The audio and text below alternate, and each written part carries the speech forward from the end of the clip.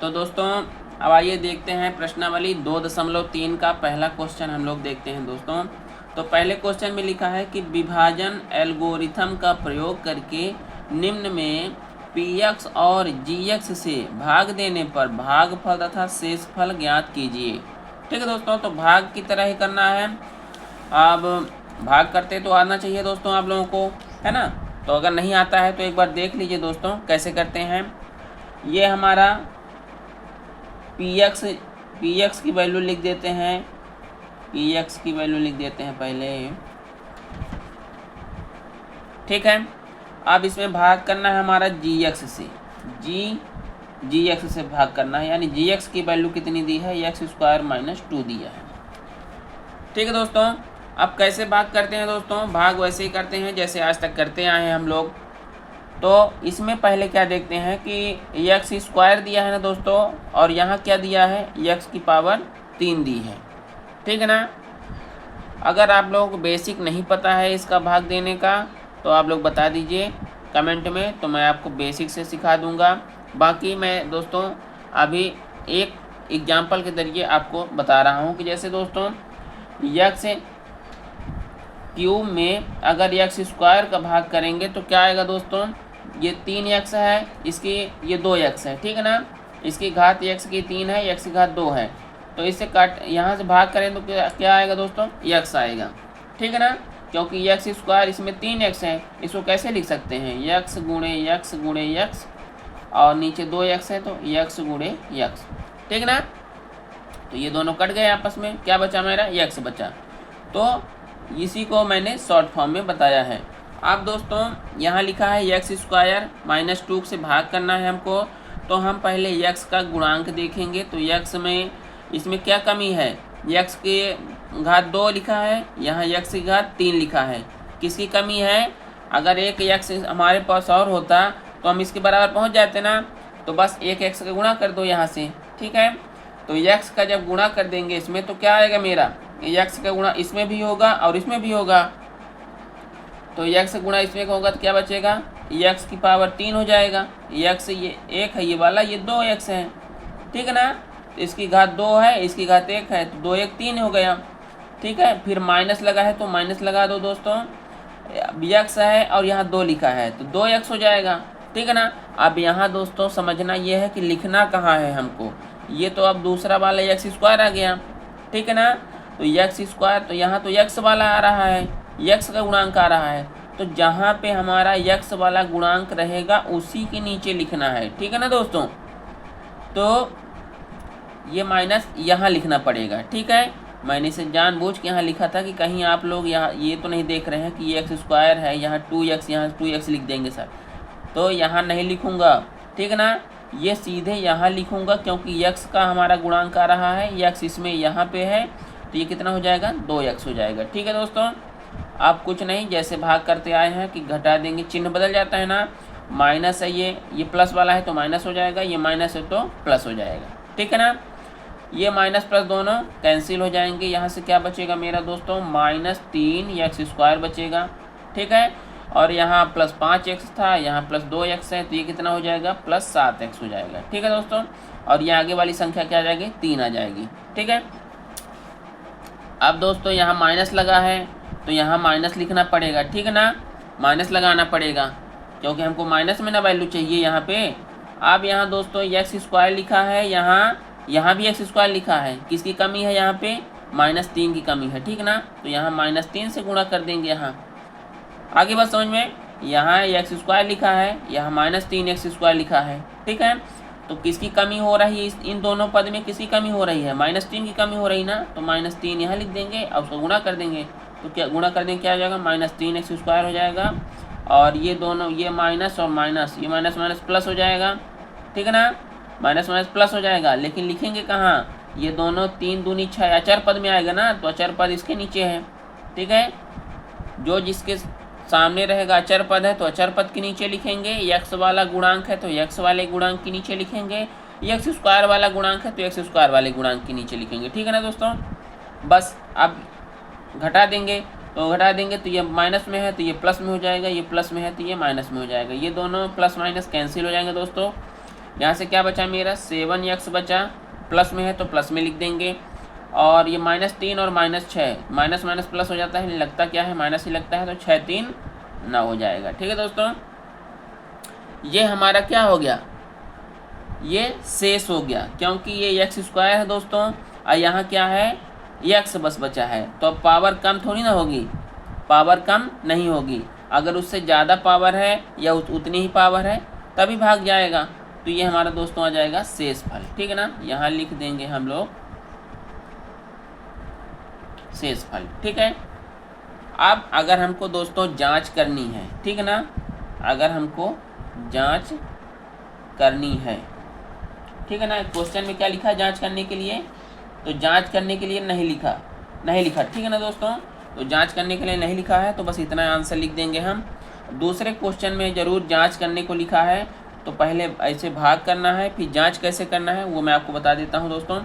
तो ये इसको बोलते हैं भाजक बोलते हैं। क्या बोलते हैं, भाजक। और जिसमें भाग देते हैं इसको बोलते हैं दोस्तों भाज्य बोलते हैं। क्या बोलते हैं, भाज्य। और इधर वाले क्या बोलते हैं, भागफल बोलते हैं। ठीक है ना, और नीचे वाले को शेषफल बोलते हैं। तो दोस्तों भाजक का और भागफल का जांच करने के लिए पहले भाग इसी तरह करेंगे हम लोग, फिर जब जांच करना रहेगा तो होगा भाज्य बराबर, यानी कि भाज्य बराबर यानी बीच वाली वैल्यू के बराबर क्या होगा, भाजक का और भागफल का गुणा होगा, यानी भाजक गुणे भागफल। और शेषफल हमेशा जुड़ता है दोस्तों, तो यहाँ लिख देंगे शेषफल। ठीक है ना, तो इस वाले फार्मूले से इसको मल्टीप्लाई करेंगे यानी गुणा करेंगे, तो ये वाली संख्या अगर ये वाली संख्या को गुणा करेंगे और ये वाली को जोड़ देंगे, ठीक है ना, तो हमारी ये बीच वाली संख्या आनी चाहिए। अगर ये वाली आ गई है तो यानी हमारा भाग एकदम सही है। ठीक है दोस्तों, अगर वीडियो पसंद आई हो दोस्तों तो वीडियो को लाइक और चैनल को सब्सक्राइब करना दोस्तों। इसका तीसरा क्वेश्चन अभी मैं आप लोगों को बताता हूँ, ठीक है ना। तो देखिए दोस्तों तीसरा क्वेश्चन क्या दिया है, दूसरा क्वेश्चन तो बन ही जाएगा, जांच करने के लिए बस बोला है, बाकी भाग उसी तरह है। तीसरा क्वेश्चन देख लेते हैं दोस्तों। 3x की पावर 4 प्लस 6x की power 3 minus 2x² minus 10x minus 5 के अन्य सभी शून्यक ज्ञात कीजिए यदि इसके दो शून्यक √5/3 और माइनस √5/3 हैं। ठीक है ना दोस्तों, क्या दिया है इसमें, शून्यक दिया है हमारा। ठीक है ना, इसमें क्या दिया है, शून्यक दिया हुआ है 2 ठो। अब बाकी जितने शून्यक निकलेंगे उनको लिखना है। ठीक है, तो आइए चलते हैं रफ पेन में। तो जैसा कि दोस्तों आप लोग देख रहे हैं कि शून्यक हम लोग कैसे निकालते हैं, अभी हम लोगों ने पढ़ा था पिछली क्लास में। तो दोस्तों शून्यक जैसे कोई द्विघात बहुपद रहता है, ठीक ना, तो उसके x का है बहुपद या y का है तो गुणांक से निकलता है हमारा, ठीक है ना, शून्यक। तो इसमें दोस्तों ये प्लस में आया है वैल्यू, ठीक है ना।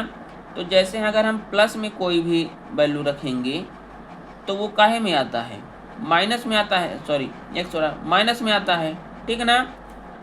और अगर मैं कोई भी संख्या माइनस में लिखता हूँ और उसको x के बराबर फिर इक्वल करता हूँ तो वो प्लस में आता है। ये बात आप लोग समझ गए, ठीक ना। यानी कि ये अगर हमारा प्लस में आया है तो ये x के साथ हमारा निगेटिव रहा होगा, यानी कि ऋण वाली संख्या रहा होगा। यानी इसको ऐसे लिख सकते हैं कि x माइनस 5/3 बराबर 0, ठीक है ना, ऐसे रहा होगा, तब ये एक शून्यक निकला है हमारा।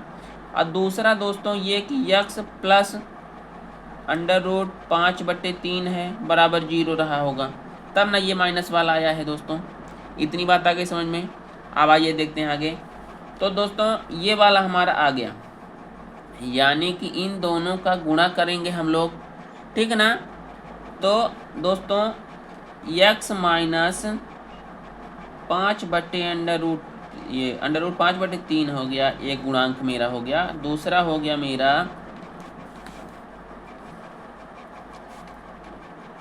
x प्लस 5/3, ठीक है दोस्तों।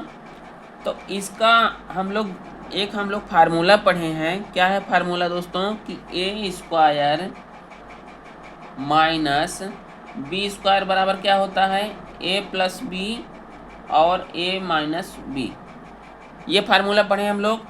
तो यानी ये हमारा जो गुणनखंड है ये क्या इस फॉर्मेट में दिया गया है ना दोस्तों, तो इसको इस फॉर्मेट में कर सकते हैं ना, a का स्क्वायर माइनस b का स्क्वायर के। तो a की वैल्यू क्या है, x दिया है, यानी ये x स्क्वायर और माइनस b का स्क्वायर है ना। तो b कितना दिया है दोस्तों, अंडर रूट 5/3 दिया है ना दोनों में। तो ये क्या हो जाएगा, इसका स्क्वायर करेंगे दोस्तों तो 5/3 हो जाएगा, स्क्वायर करेंगे तो रूट हट जाएगा ना दोस्तों, ठीक है ना। तो इसका अब हमको क्या मिल गया, ये इसका हमको गुणनखंड मिल गया ये, ठीक है ना। इसका एक गुणक मिल गया हमको ये दोस्तों। अब जो हमारा क्वेश्चन दिया गया है उसमें क्या करना है, अब अन्य शून्यक निकालना है। तो इससे भाग करेंगे जब तो अन्य शून्यक निकल जाएंगे हमारे, ठीक है ना। तो भाग करते हैं दोस्तों, आइए देखते हैं अगले पेज में। हाँ दोस्तों, दिया है क्वेश्चन हमारा कि 3x⁴ + 6x³ - 2x² - 10x + -5, ठीक ना। इसमें हमको एक गुणक उसका मिल गया है, क्या आया था गुणक दोस्तों, x² - 5/3। अब दोस्तों इसमें से जब मैं भाग करूँगा तो हमारा अगला गुणक आ जाएगा दोस्तों, ठीक है ना। तो अगला गुणक आ जाएगा तो कर देते हैं दोस्तों, ठीक है ना। तो ये x² दिया है और यहाँ क्या दिया है दोस्तों, 3x⁴ दिया है, ठीक ना। मैं वीडियो सही लगा देता हूँ दोस्तों जिससे आप लोगों को अच्छे से दिखे। ये देखिए,